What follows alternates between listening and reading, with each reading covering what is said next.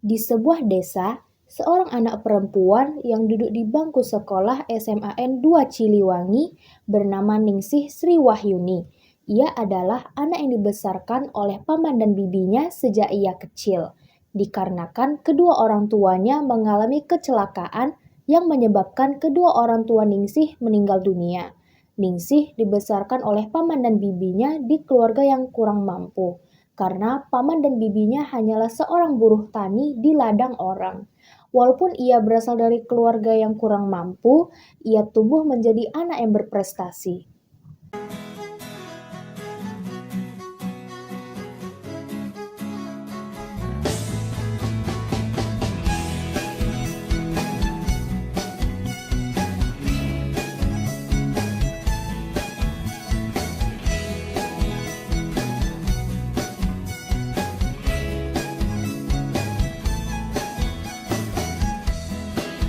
Ningsih, ke kantin yuk, kan udah jam istirahat. Ayo, aku sama Nur juga mau ke kantin nih. Kayaknya kalian duluan aja deh, soalnya aku lagi pengen ke kantin. Oh, ya udah, kami duluan lah ya.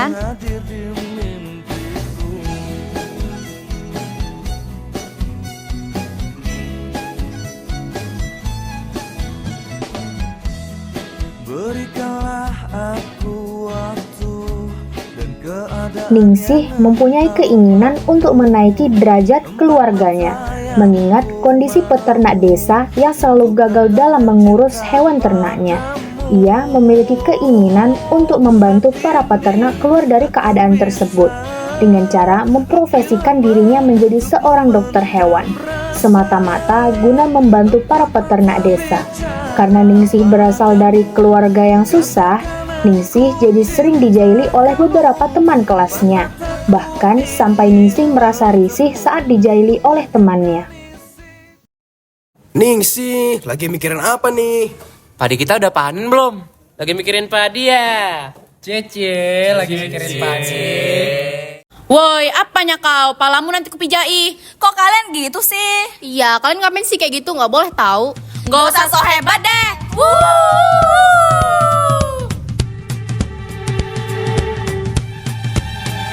Dia pikir dia yang paling hebat, merasa paling jago dan paling dahsyat. Dia memang jago. Saya jago.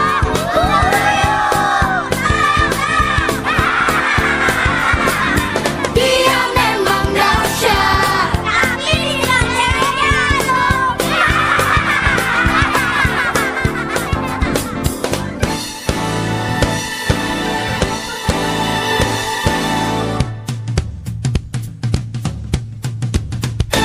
Dia pikir dia yang paling hebat, merasa paling pintar dan paling kuat. Dia memang pintar. Pintar ngibul.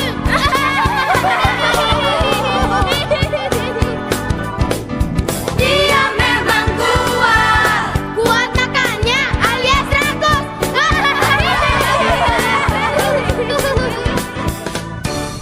Ih, udah. Apaan sih kalian bikin ribut aja? Tahu gak sih suara kalian tuh ganggu banget di telinga-telinga orang.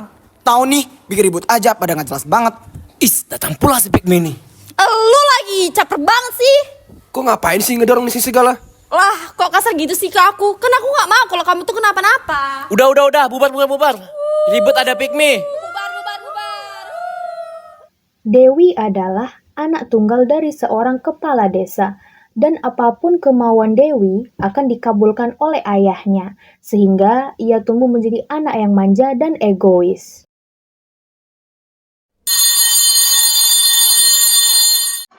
Sepulang dari sekolah, seperti biasa, Ningsih langsung ke sawah untuk membantu ibunya. Anak si guru padi baru pulang noh. Dia gede jadi apaan ya? Udah gak punya orang tua, diurusin sama orang miskin. Ya elah, paling juga nanti bakal jadi petani juga. Ningsih hanya bisa menghela nafas saat ia mendengar ibu-ibu tadi membicarakannya. Dan ia segera mengganti baju seragamnya dan bergegas pergi ke ladang untuk membantu ibu angkatnya yang sedang bekerja di sana. Wes mulai dok. Udah bu. Kok Didi lo sedih? Aku sedih Bu, aku takut gak bisa jadi apa-apa. Kok kamu mikirnya kayak ngono, Ndok? Ono apa sebenarnya? Jarang-jarang loh kamu kayak ngene. Coba cerita karo ibu. Aku kepikiran sama omongannya ibunya Danang Bu. Memangnya anak petani sepertiku bisa menjadi orang yang berguna nantinya ya Bu? Wes Ndok, Gusti Allah pasti wes ngatur gimana masa depanmu nanti. Justru sing wong liya omong iku bisa kamu jadikan sebagai motivasimu. Tunjuk kayak ke wong liya kalau kamu iku iso. Tapi aku yakin kok Bu, aku bakal mengangkat derajat ibu dan aku bakal ngelakuin yang terbaik pokoknya buat ibu. Wes yang sabar ya Ndok, ikhtiar. Jangan berhenti minta kemudahan karo Gusti Allah. Enggak Bu. Saat perjalanan pulang ke rumah, Ningsih dan ibu tirinya bertemu dengan ibu Danang yang tengah meringis akan matinya hewan ternak yang ia miliki. Waduh, sapi kambingku kok pada mati gini sih? Bisa-bisa jadi miskin aku. Aduh Gusti. Hewan ternaknya pada kenapa Bu? Apa sih? Gak usah ikut campur, bocah tengil. Enggak Bu. Dari kejadian tadi, Ningsih termotivasi sebagai dokter hewan agar ia dapat berperan untuk memperbaiki peternakan di desanya yang selalu mengalami kegagalan. Seiring berjalannya waktu, Ningsih terus giat belajar untuk meraih beasiswa yang ia inginkan. Di suatu pagi, di mana orang desa sedang beraktivitas, sama halnya dengan apa yang dilakukan Ningsih. Ia membersihkan rumahnya dikala ibunya berangkat ke ladang untuk bekerja. Dan tiba-tiba... Kulo nuwun. Yo Mas. Ini ada kiriman surat atas nama Ningsih Sri Wahyuni. Sumpah? Loh. Beneran ini? Beneran? Loh. Ngapa toh, Mbak? Apa Mas? Apa? Loh. Yo wis lek ngono. Saya duluan ya, Mbak. Ya Mas. Ya terima kasih ya Mas. Nggih. Bu, iki loh Bu. Apa tuh Ndok? Iki Bu. Apa iki? Beasiswa Bu. Aku dapat beasiswa kedokteran hewan. Masya Allah, Alhamdulillah, Gusti Allah. Tetap jadi orang yang rendah hati ya Ndok. Ingat iki semua dari Gusti Allah. Iya Bu.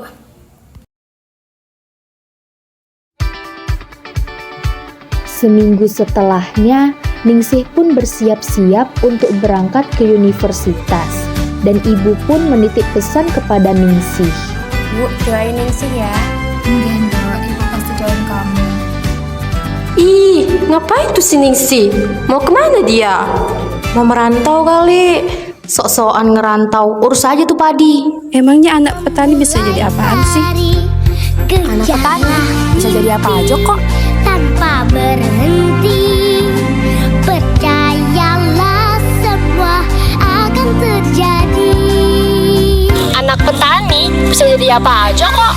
Bisa jadi apa saja, setinggi langit di angkasa yang tak ada batasnya. Aku bisa kalau aku mau, cita-cita dan mimpiku setinggi langit.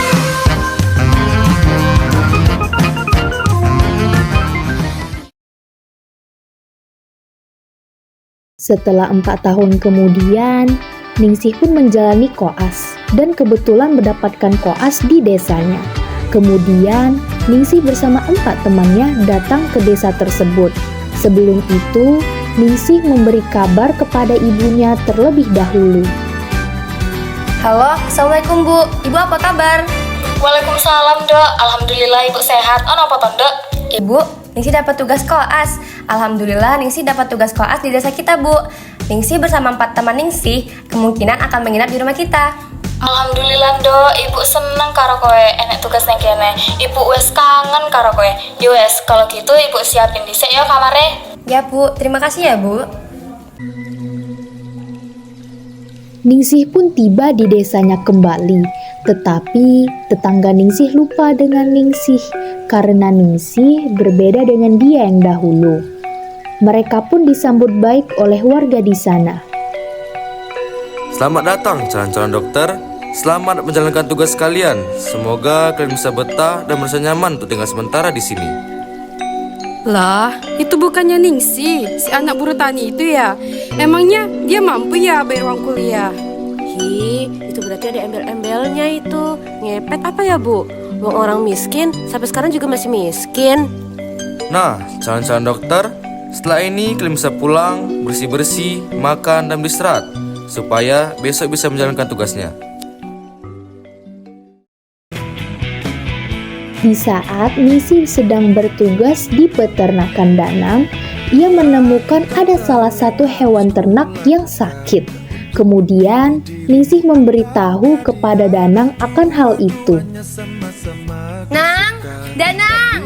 Iya, tunggu. Ini kayaknya ada yang janggal deh sama sapimu yang ini. Waduh, ini kayaknya... Ih, kamu lagi. Ternyata dari dulu ya, kamu tuh gak berubah. Masih aja caper ke Danang. Asal kamu tahu ya, aku tuh udah dijodohin sama Danang. Dan sebentar lagi kami juga bakal nikah. Jadi kamu tuh gak usah caper lagi deh ke Danang. Udah, dia cuma kasih tahu kok kalau sapiku ada yang bermasalah. Alah, paling cuma mau restu si Ningsih. Udah, sini. Kamu itu loh mas, kalau emang lagi dideketin sama si Ningsih, kamu tuh ngejauh gitu loh. Kamu tuh harus ngertiin perasaan aku gimana, ngertiin aku tuh gimana posisinya. Mas tuh gak mau suka gitu, Dek. Ya, tapi kan aku ngeliatnya cemburu mas. Ya, Mas minta maaf ya. Ningsih pun hanya bisa terdiam dan terus menjalankan tugasnya.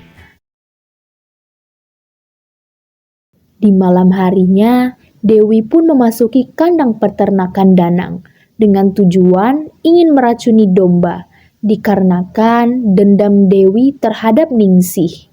Ia ingin Ningsih disalahkan atas rencananya ini. Pokoknya rencanaku harus berhasil.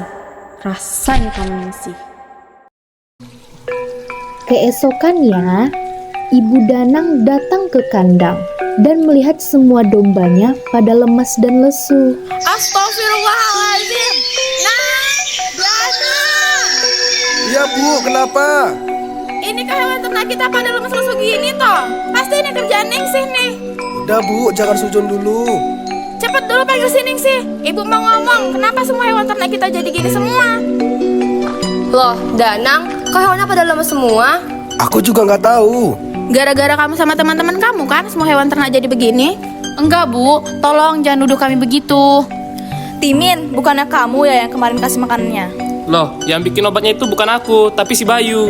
Tapi aku udah benar kok buatnya sesuai dengan takarannya.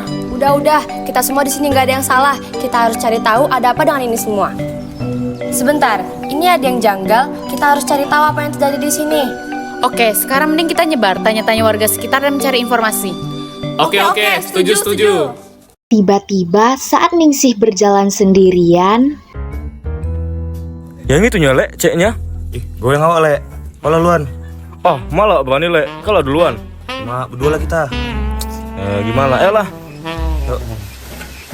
Adek abang, mau kemana, Dek? Adek mau dengar pantun abang gak, Dek? Makan soto di Surabaya. Kalau jomblo boleh kenalan gak ya? Iya, apaan sih? Koboknya kayaknya biar kita tangkap dia. Selalu kau, Le. Kebal tuh selalu. Yolah. Woi, lepas gak? Gak usah macem-macem kau. Betul-betul kau ya. Yaudah, lepas dulu itu. Gak usah dekat. Bacot. Pecat telur kau buat. di saat Danang berusaha untuk menyelamatkan Ningsih, para warga terlihat datang untuk membantu mengamankan para kedua begal itu. Pak, amankan yang ini, Pak. Apa sebaiknya saya panggil Pak Kades saja ya, Pak? Panggil saja, Pak, agar masalah ini juga diselesaikan dengan baik-baik. Ayo, Pak. Hei, kalian kenapa ribut-ribut seperti ini? Bapak, desa kita rupanya terancam akan adanya begal seperti dia ini, Pak. Halah, perintah anakmu itu. Bener nih itu, Pak, yang racunin ternak mamanya si Danang itu kaminya juga itu. Yang karena disuruhnya kami sama anak semata yang bapak itu. Apa benar, Nduk, kamu ngelakuin ini semua? Aku ngelakuin ini juga karena aku cemburu, Pak. Ningsih selalu dekat-dekat sama Danang. Aku pengen Ningsih cepat-cepat pergi dari sini. Udah, ikut bapak sekarang. Buat malu aja kamu.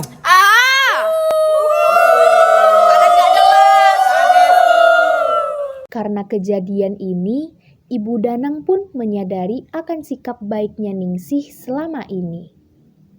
Ningsih, Ibu minta maaf ya, Ndok, atas kesalahan Ibu selama ini. Ibu jahat sama kamu, selalu nuduh kamu yang enggak. Maafin Ibu ya, Ndok. Iya, Bu, nggak apa-apa. Ningsih maafin. Setelah Ibu Danang meminta maaf kepada Ningsih, Danang pun mengantar Ningsih pulang ke rumah karena sudah larut malam. Ningsih, sebenarnya aku udah lama suka sama kamu. Hah? Maksud kamu? Kamu mau nggak nikah sama aku? Tapi boleh setelah selesai kuliah, Danang. Aku bakal selalu nungguin kamu kok, Ningsih.